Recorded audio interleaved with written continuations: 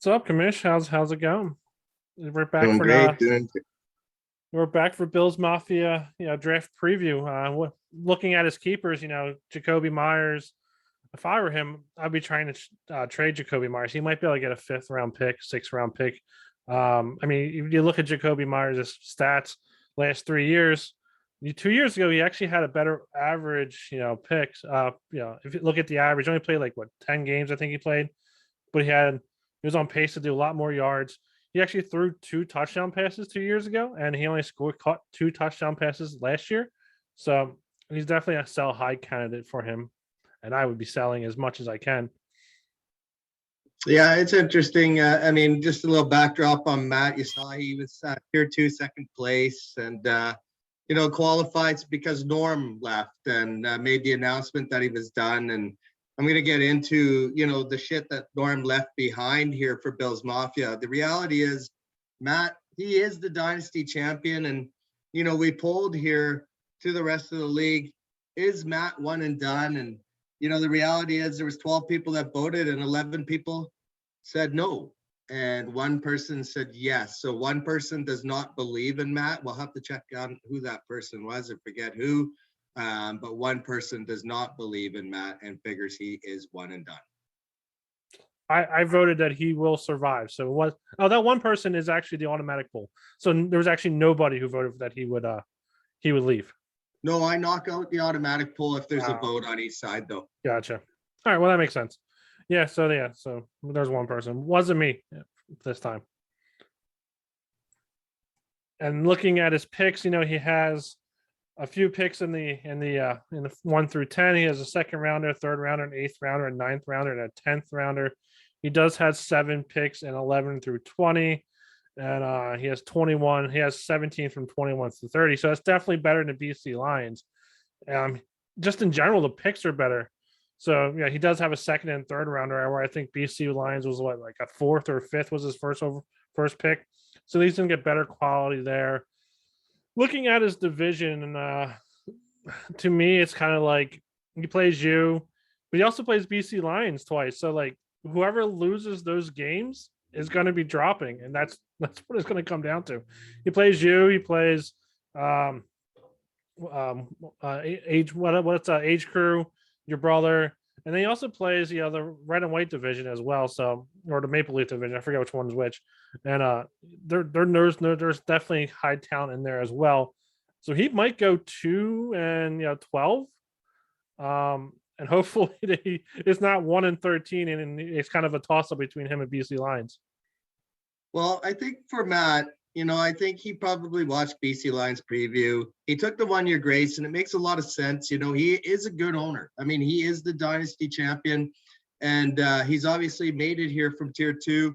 Just to do a little history for him, Norm took over this team, and he ran this team for 3 years, and he happened to have 12 wins and 28 losses career for a 300 career win percentage. That is the worst in history. And when we look at the draft pick scenario here for Matt and Bill's Mafia, and I honestly think part of the reason why maybe Norm would have quit, I don't know. I know he had his reasons, but here were a couple of trades he made last year that basically put Matt in this predicament, and they're awful trades. The first one was to Deuce Bombers. Mike Evans he got, as well as Daniil Hunter and Ian Thomas. It cost Norm around 1, 4, and 7 for Mike Evans, Daniil Hunter, and Ian Thomas. You're only keeping maybe Evans there, and he's not even a great keeper. And then same day, he traded for Lat Murray and Devin Duvernay from Fighting Geese and Susie for a round 5 and a round 6. That one just blows my mind away too. Neither one of those guys are going to be keepers. And, kind of reminds me of, if you remember 2 years ago, Norm made that trade with me. It helped me to win the title. There's no doubt about it. This time he made a trade at the deadline, tried to help himself. And I think it's going to help Deuce Bombers potentially win the title this year. So, if it's anyone that could get out of this predicament, it's Matt. I think he did the right thing, not putting the money in. Maybe he tries to hit on a couple of picks in the draft, and maybe tries to build some draft capital for next year when he has to put the money in. But looking at what BC Lions looked like last week, I think Matt and Bill's Mafia can stay. Yeah, it comes down to keeper quality. You got Patrick Mahomes. How much does he regress without Tyreek Hill? Jacoby Myers, to me, he's tier 5, tier 6 wide receiver. Odell Beckham, which I'm not actually don't remember if he's in the video or not. But I'm basing this off the current keeper list. He might not play to week 8, week 9.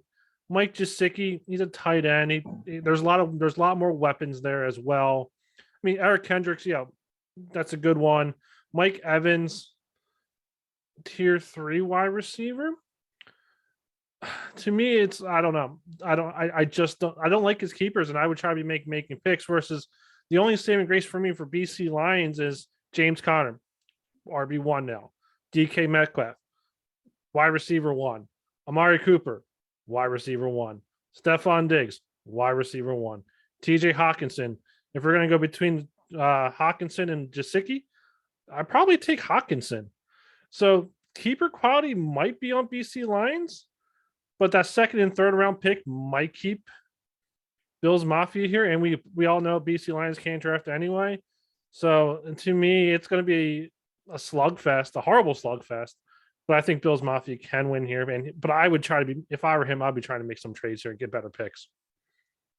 Yeah, I think there's also a potential scenario where Bills Mafia maybe could still buy a better keeper quality person on the cheap.